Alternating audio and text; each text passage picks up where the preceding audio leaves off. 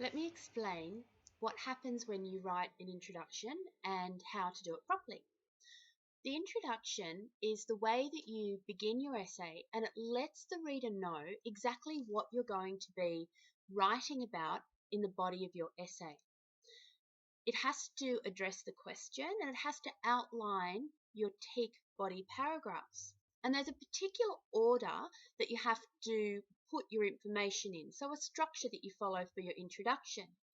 Now, the one that I have written for this question that I'm looking at in this PowerPoint, you've had a bit of a read in the previous slide, hopefully. If you haven't read it, go back to the previous slide and read it now, because I'm going to be talking about what each of those sentences do.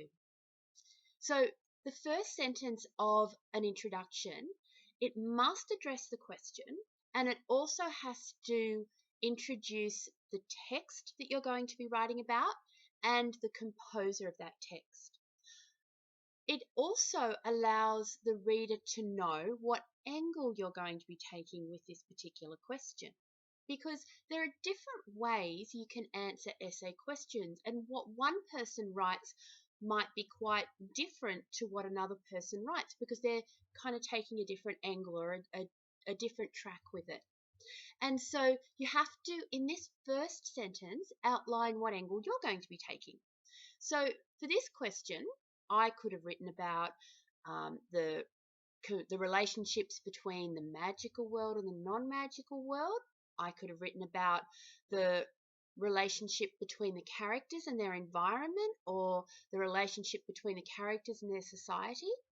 But I've chosen to write specifically about the personal relationships between a few of the characters. So that's why my first sentence firstly addresses who the composer is and what the text is, but then gives that information about how the question's going to be looked at.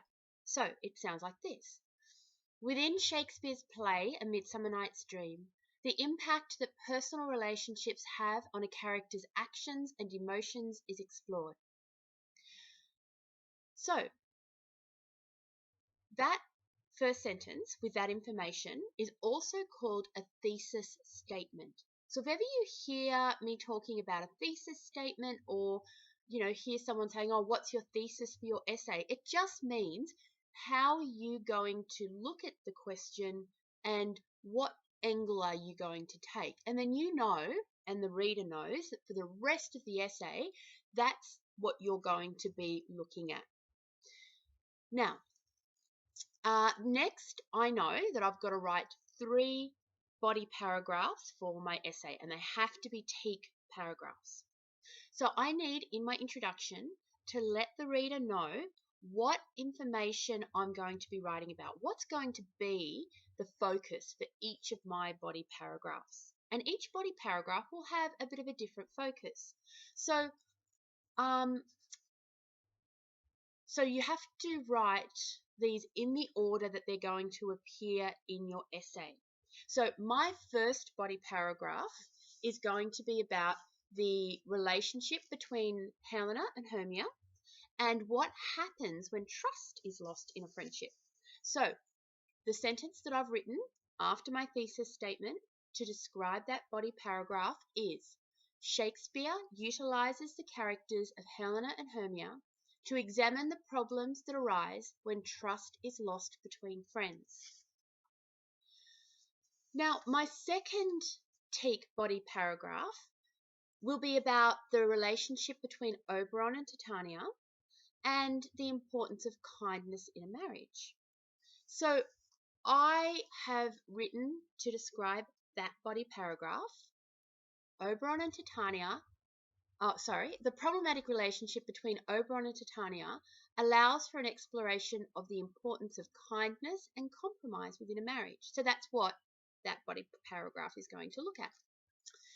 My last TEAK body paragraph is about the relationship between Hermia and her father, and what problems are caused when Hermia's father does not consider her happiness, and he wants that power and causes all the problems at the beginning of the play. So the sentence I've written to describe that body paragraph is the relationship between Hermia and her father Aegeus is used to expose the problems that arise when the father's desire for power overrules the happiness of his daughter. So those are the 3 sentences that describe my teak paragraphs. Now, the last sentence of the introduction, it links back to the question and back to that idea of, well, what angle am I going to be taking? And so I have written, thus it is through the 3 different relationships of friendship, marriage, and family that Shakespeare explores the complex problems that can arise. So it sounds like a concluding sentence. The reader knows that my introduction is finished with that sentence. The next thing that the essay is going to do is have those 3 teak body paragraphs, and I'm going to, on the next slide, give a definition for what a teak body paragraph is, and there will be a later video explaining what you do to write a good teak paragraph.